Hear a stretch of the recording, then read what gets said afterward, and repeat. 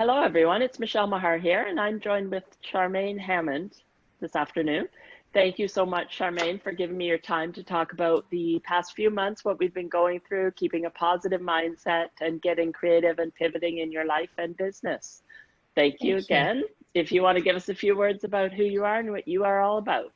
Sure. Well, thanks for having me. And you're right. There's been lots of pivots for people, lots of changes. We're living in some very uncertain times. And the work that I do as a speaker and facilitator is I work with organizations to help them build resilient teams, resilient workplaces, and also work with them around supporting employees to work better together. One of the things we're seeing right now, I have a strong background in conflict management, and I'm hearing from a lot of my clients right now that old conflict is bubbling up, new conflict is, coming into play, and that's one of the areas that I work in. And what we know with these times we've been living in is what existed before gets worse or grows through crisis. So a lot of organizations that I work with, for example, they had conflict that might have been going on, or issues, or lots of change that was going on in the workplace prior to March 15th area, and that has just escalated. And as we have teams that are working remotely or in distance from one another, communication and working together can be a challenge. So that's what I do as a speaker, trainer, facilitator.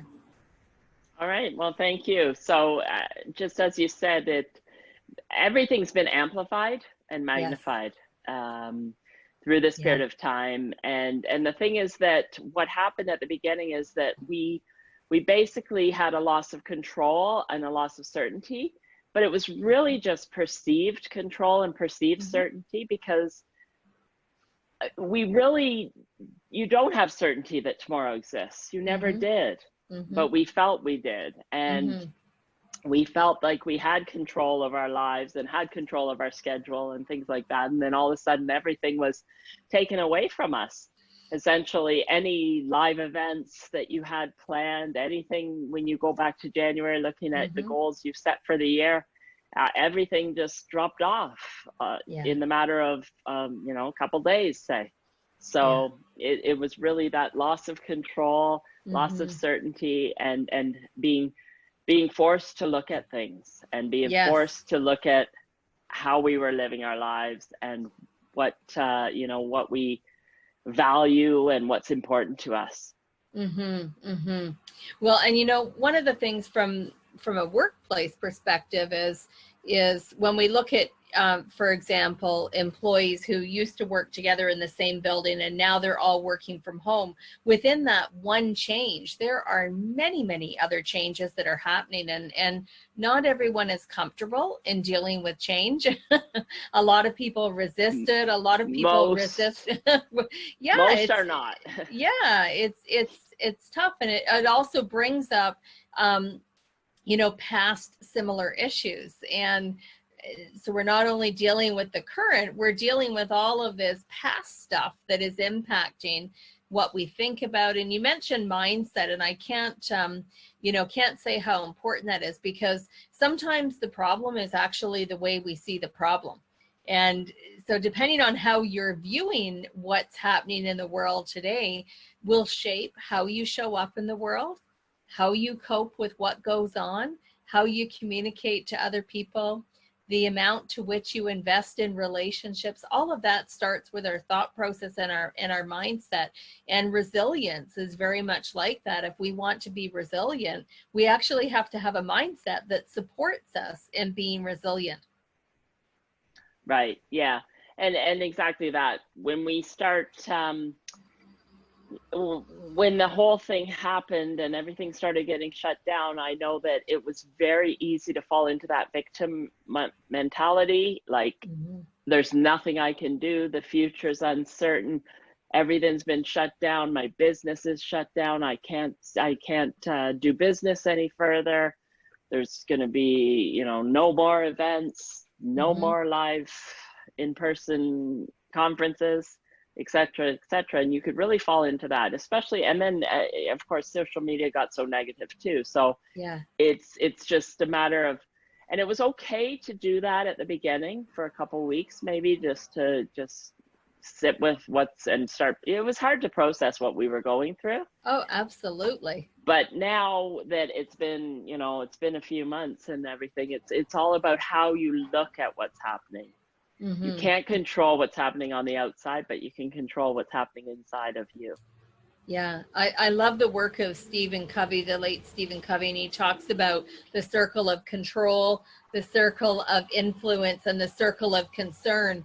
And what often happens for us, and I've seen this, for many years, I've worked in the area of mental health, and we see this from a resilience perspective, that when we experience stress, and change brings a lot of stress, when we experience uncertainty, which also brings a lot of stress, we tend to focus on all the things that we can't influence, we can't impact, and we can't control, instead of looking at what we can control, which is very little, how we show up in the world, our mindset. And when we put our focus there, what happens is our results change. And I've seen that time and time again with my clients, with even myself, when we think about that mindset of this is awful, and it is awful what's happening.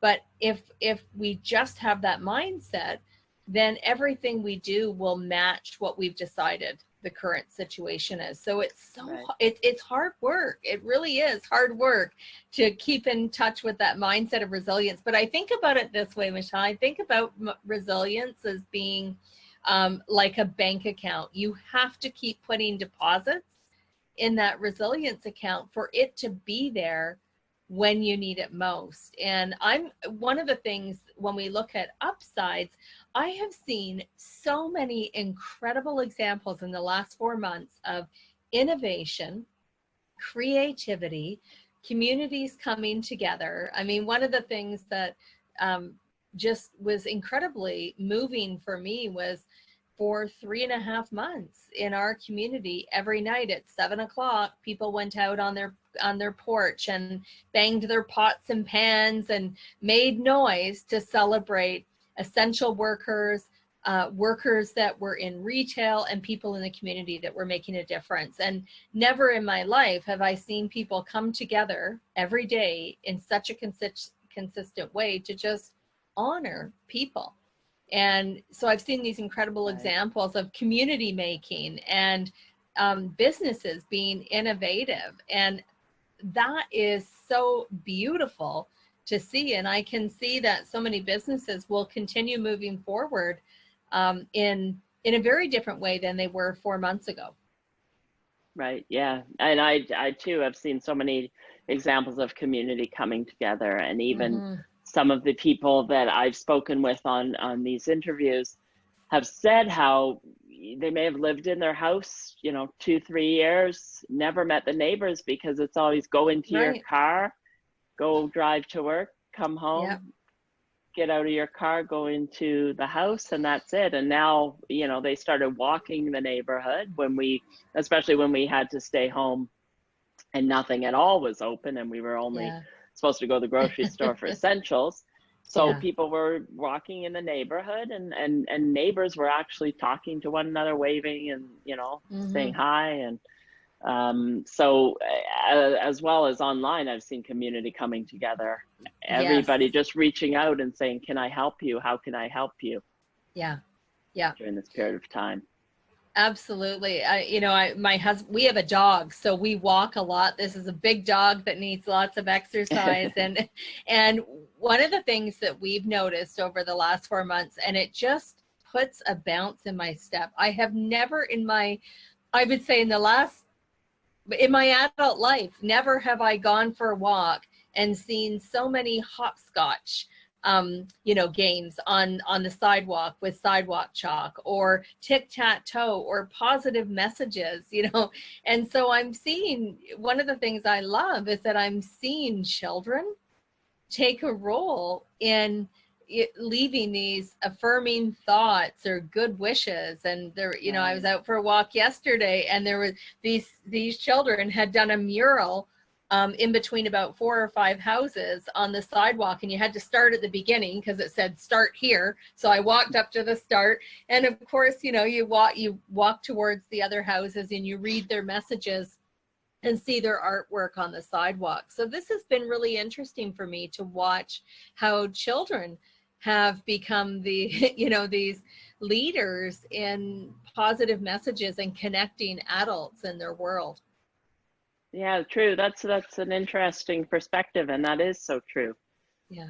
As well. And when you talk about everybody coming home to work and, you know, separately and so on and so forth, we also have had to navigate where everybody in the household might have come home to work, or kids from university have come back home, and the kids are at home and the online schooling and everybody's working from home, and having to navigate your space as well.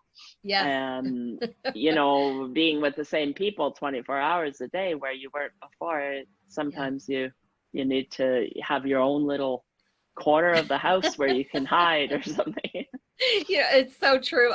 My husband and I, Chris and I, have been working from home together for many years, about 11 years now. And so this, you know, when our current situation came and people are on physical distancing and all of that, being at home together 24/7, you know, 7 days a week wasn't new to us. But then I started thinking, what was it like, you know, that many years ago when we went from not being together in the house all the time to being together. And I remember the need to reestablish sort of your own space, and to need to reestablish separating work from home, and maintaining our relationship together that is separate from work, and being able to create new routines. And then, of course, we started working together in our business. So now learning to work together and not just be partners in life. And that was, you know, I empathize right now with families that are dealing with this for the first time, because it took us a few years to really figure out our rhythm, our flow, how to work together effectively, how to appreciate each other's working styles. And families are going through that in a much bigger way right now, because you're absolutely right, Michele. I mean, they're working from home, they're managing children from home all day, having to help their children with education in a different way than they were when classrooms were in, and it's a lot to handle. And when you talked about mindset, I remember one of my neighbors the other day said, we've had to what did they say? We've had to reframe how we talk about what's going on. And I asked for more information. And he said, well, we can no longer say things like, in our family, I'm stuck at home, because nobody feels good to be, you know, part of the stuck at home crowd. But so now they're saying things like, you know, this is an opportunity for our family to spend so much time together in different ways. It's a time for our family to learn so much more about each other. It's our time for our family to establish new routines. And so it was really interesting to hear his perspective on they've had to change their language in their family because it was feeling really heavy all the time. Yeah, and that's not the first time I've heard that. I've also heard other people talk about that. You know, it's not stuck at home. And plus, when you think about the technology that we have, you know, if this had happened 10 years ago, then yes, it would have been a different situation. But with this technology and being able to connect with people, even grandparents are able to connect with their grandchildren that they couldn't see through web conferencing. Well, isn't that interesting? We had this conversation with my family because we've started doing family Zoom calls on Sunday. And I remember saying to my mom and my sisters about 2 Zoom calls ago, saying, how did it take this for us to hop on Zoom calls? I've had Zoom since Zoom was a thing. Right. And so how did we not figure out, I use Zoom every day for work, and why don't I do, family calls every Sunday? So this was really interesting for me, because I use Zoom all the time, and I hadn't clued into, we could just replicate that in our family world. And we have had some of the most enjoyable Sundays. I mean, I look forward to them every day. We live in different parts. My sister lives in England. My other sister lives in Ontario. And so we're on different time zones. We all come together. We've even had a family Zoom call where my cousin came in, and we got to see some of his animals that live on the farm. And I mean, that would not have been possible with us, without technology. We would have had to get on an airplane and fly out to his property. So technology is bringing together some really innovative ways for families to stay in touch, and for friends and coworkers to stay in touch. And the thing is, like you say, it was already there. Technology was already there. It's just that nobody was thinking. I guess when the other avenues have been taken away from you, then you only have one way to do it. You'll do it. Yeah. And that's what it kind of comes down to.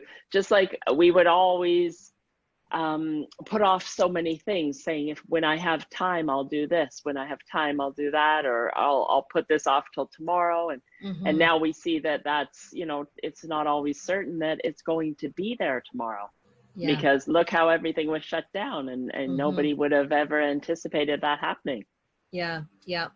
Well, and when we were talking earlier about the creativity and the innovation, it's been so fascinating for me as a business owner to watch what other businesses are doing. With my business as a speaker and facilitator, I was doing a lot online already. So that movement for me to just be online more was not a big transition.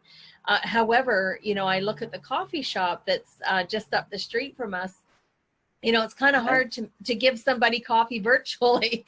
So what did they do? They went from being a coffee shop to every day having a different meal prepared, and you could phone in your order by 3:00 and then go pick up a meal. And we jumped on board with that, to do that. And it was, every day forced us to walk by and see what the menu is, so we could wait for that best dish that was going to be made by Andrews. And so watching their creativity, I don't know if they'll continue that, but it was really a delight to watch them move into something different in order to maintain their staff and keep their doors open. And equally as refreshing was watching the lineups of people, out there to support the business. And I've seen a lot of examples of collaboration too, where businesses or organizations in the nonprofit world who never would have otherwise worked together or partnered together now joining forces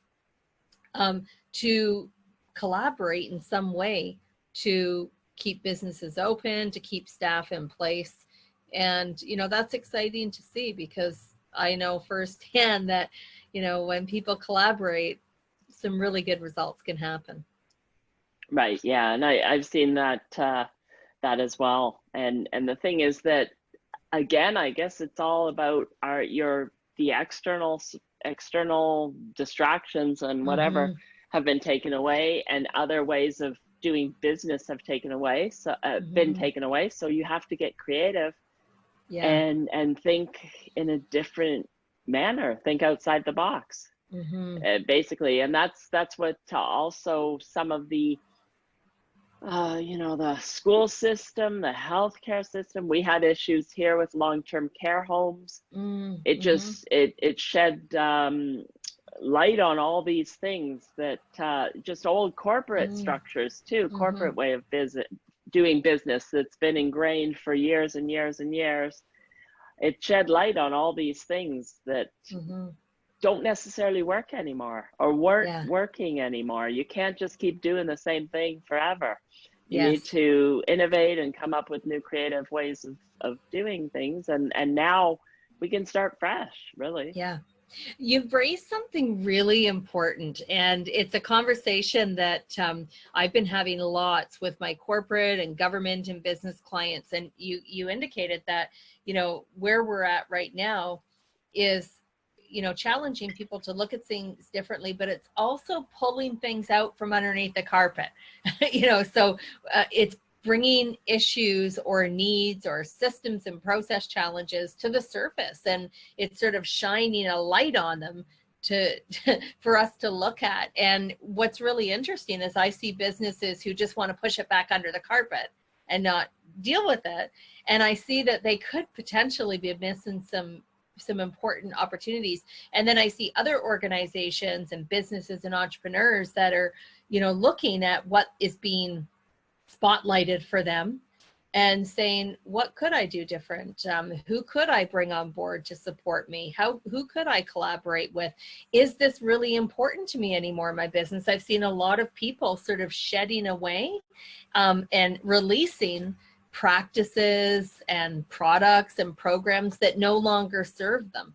And I remember, right, you know, that can be tough for people, because letting go of things can be a very painful process. But I remember years and years ago, the very first time I met Jack Canfield at a conference, and this was many, many years ago, I remember him standing on the stage, and Jack said, if your hands are so full of stuff and you're managing so many things in your hands, there's no room for anything new to come in. There's no room left for any new opportunities. And, you know, that sort of when he said that, it created this ripple effect of, you know, when you get the goosebump moments across your body. I had these goosebumps, which tells me that really landed on me. And I've thought about that for many, many years after, and I found myself thinking about that a lot in the last 4 months. So what am I being busy with? Is it important and needed? Or is it just this routine that I created that actually doesn't serve me or my family or my business anymore, and it's okay to let it go? Yeah, right, exactly. And we've been given that chance to look inward and look at that, look at our values and write them down if we haven't had them written down. And like you said, we were so busy being busy before. Yeah. And that actually is it's a really bad 4-letter word, the busy, because it's not, it's not serving us well. It was almost like an addiction to being busy in some manners too. Well, it became a greeting. I mean, if you think about it, you'd say hello. I remember when this hit me one time on an elevator. This is going back about 10 years ago. I was on an elevator and somebody I knew came in the elevator and said, "Hi, Charmaine, how are you doing?" I said, "Oh, so busy." And she said, "No, I'm asking you, how are you doing?"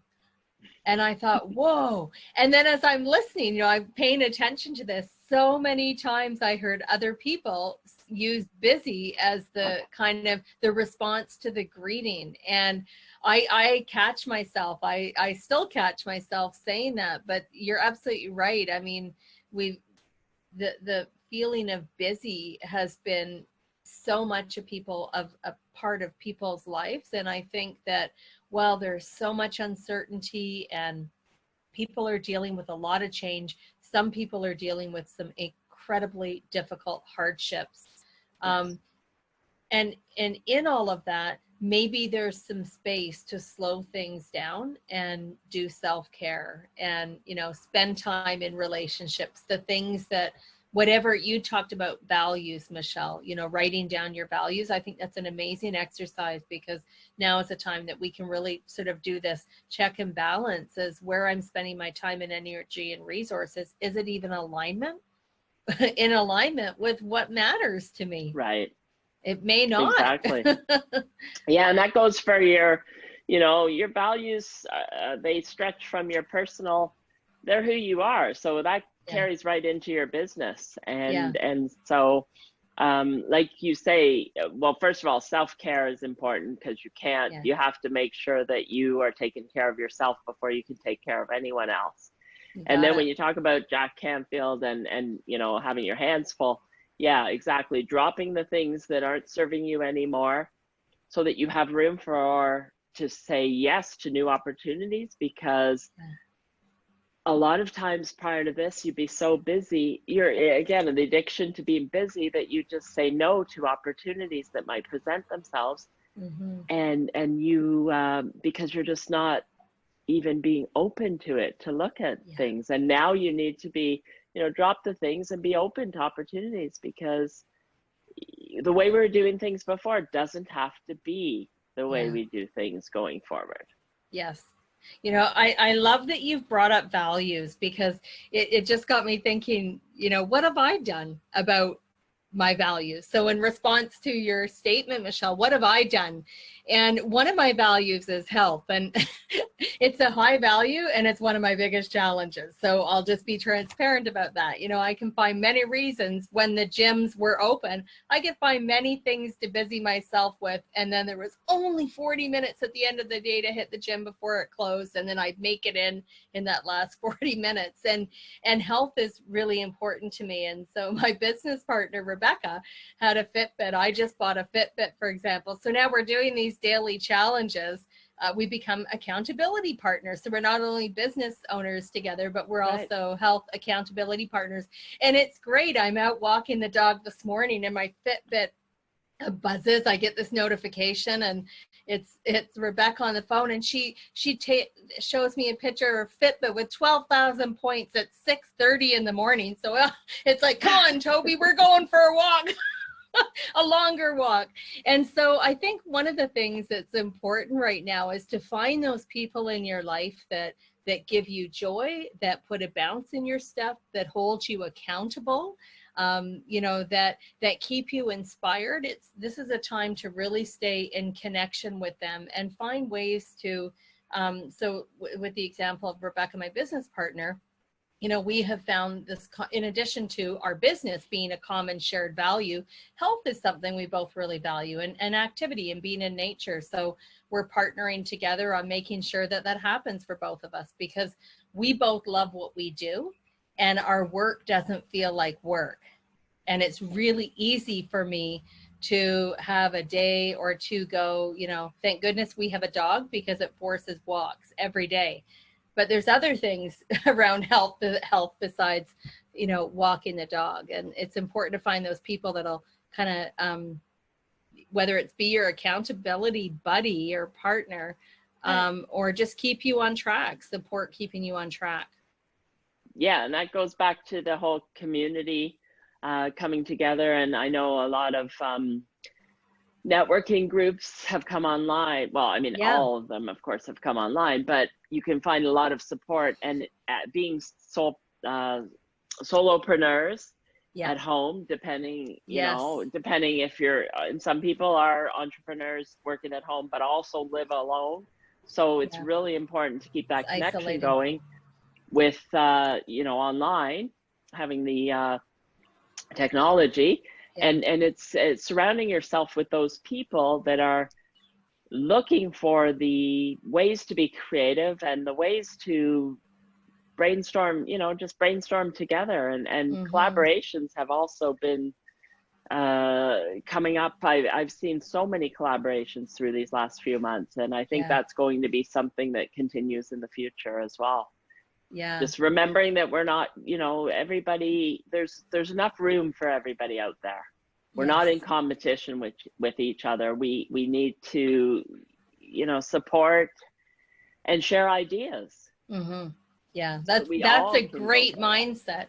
Michele, what you've just phrased there is a fantastic mindset for success, where you're coming from this place of abundance. There's lots of opportunity out there, and together we can achieve more, make a bigger difference, support our businesses in other ways. And I think those are very healthy mindsets, because as you mentioned, as for solopreneurs, it can be incredibly isolating right now.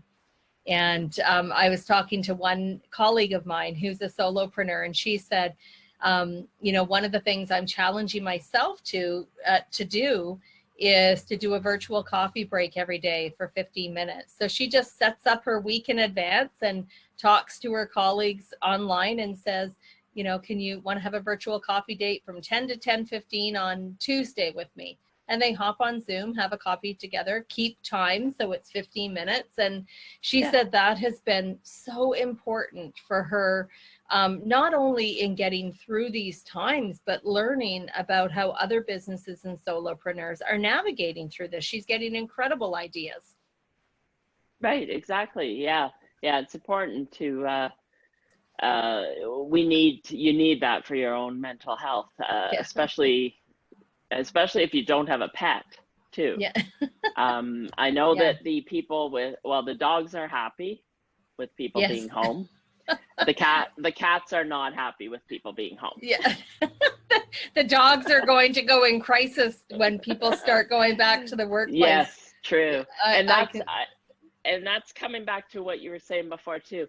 I think some people have the mindset, like especially at the beginning. Now, granted, at the beginning, we thought it was going to be, a shorter period of time, but the whole going back to normal. And I have even heard people saying that recently. It's like, there are some people that are waiting to go back. And like when you were talking about the businesses wanting to sweep things under the rug when the problems have shown themselves. And some people feel that they want to, like they would rather go back, because I guess it's comfort, right? You were comfortable how things were before. Right. It was familiar. You knew your routines. You could pretty much predict how your day might go, on average. So there was a lot of familiarity for all of us before. Yeah, but we don't want to go back to normal, and we're not going to be going back to exactly how it was. And the thing is, we have the chance to create something new and create something better, and just think of how things shut down so quickly and what we can create going forward. Yes. Like, reverse it. Yes. When you talk about mindset, there's a little story. Years and years ago in a former life, I used to be a mediator. And I used to mediate conflicts in workplaces and in families. And I remember working with one family who had a teenager they were having some difficulties with. And they came in for family mediation. And there was a child that was about 7 years old. So they had a teenager and child, and mom and dad were separating. And there was a lot of changes going on in the family. And so we had a family meeting. The mom and dad wanted to map out for their kids, with both of them in the room in a very loving way, just talk about what life will look like with mom and dad parenting from two homes. And it was so fascinating for me. They did an amazing job at creating this, conversation with their children. The little 7-year-old who started getting bored about 10 minutes into it, he said, "Mom, Dad, just tell me what's not changing." Because they were talking about everything that's going to change. You're going to live here and here. I'm going to drive you to soccer. Dad's going to take you to baseball. So they were talking about everything that's changing. And here's this little guy basically saying, tell me what my anchor is. Tell me what's not changing. And they said, well, there's tons that isn't changing. We both love you. We're still a family. You're still going to the same school. And they rattled it all off, and he's writing it all down.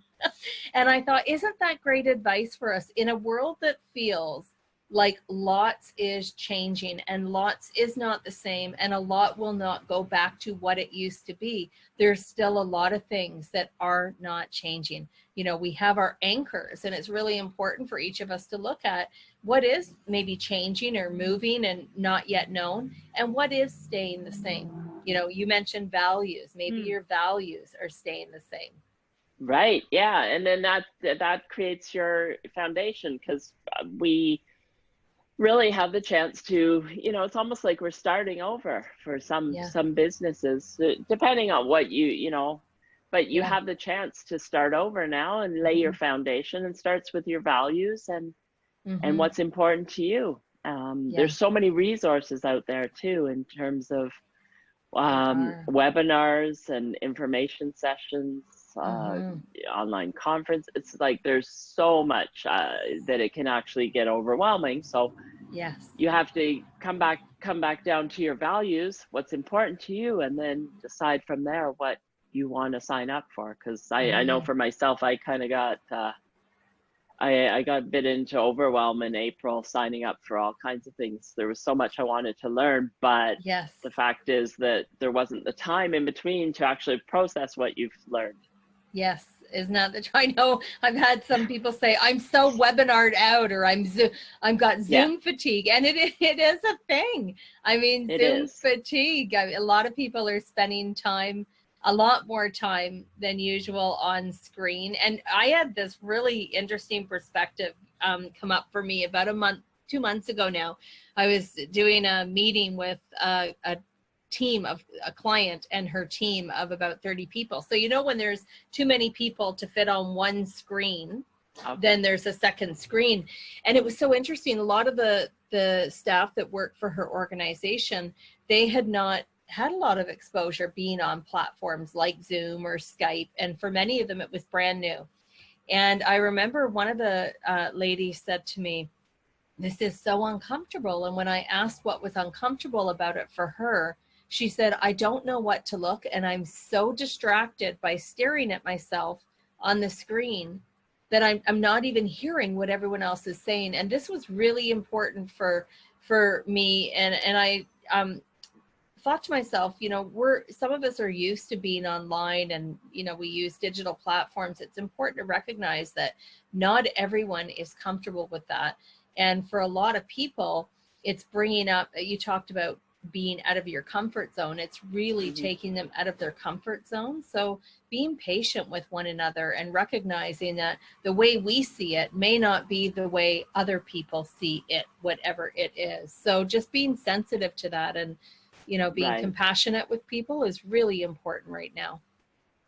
Yeah, that's true. Totally true. Because I have seen a lot of judgment over the last few months. Online and just even in within the people that I know, just not agreeing with the way some people are operating and so on and so forth. And the thing is that also, it's not even that, it's also your own self-talk and your own judgment of yourself, thinking, oh, I have to do this and this and this and this, I have to take this time to make sure I learn all these things or else. Yeah. So we have to be compassionate. And also, like I said before, it's been an emotional roller coaster, and you have to have compassion for yourself and grace to say it's okay if I feel like I need a day to just recharge and lay low and, sit and just do, like you said, the self-care is so important too. So we need to have compassion and stay away from judgment as well. You betcha. Yeah. So thank you so much for your time today. It was great talking to you. I'm going to put your information up underneath this interview as well. Great. Thank you, so that people Michele. know where to find you. And thank you. Yeah. So I don't know. Final thoughts?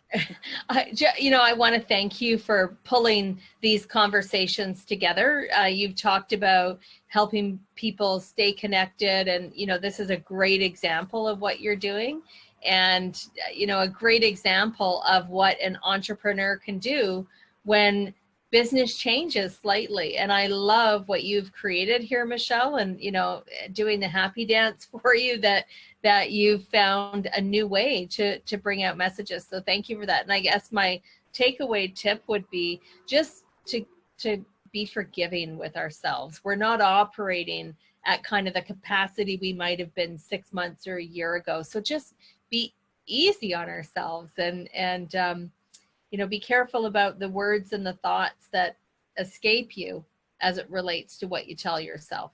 If you wouldn't tell that to your best friend, don't tell it to yourself. Right. Yeah. Yes. Thank you for that. That's so important and so key. So thank you so much. Thanks, and Michele. We all, we're all going through this together, and we're all going to come out better humans as we come through this whole thing. So thank you, and take care. Stay safe. Thank you.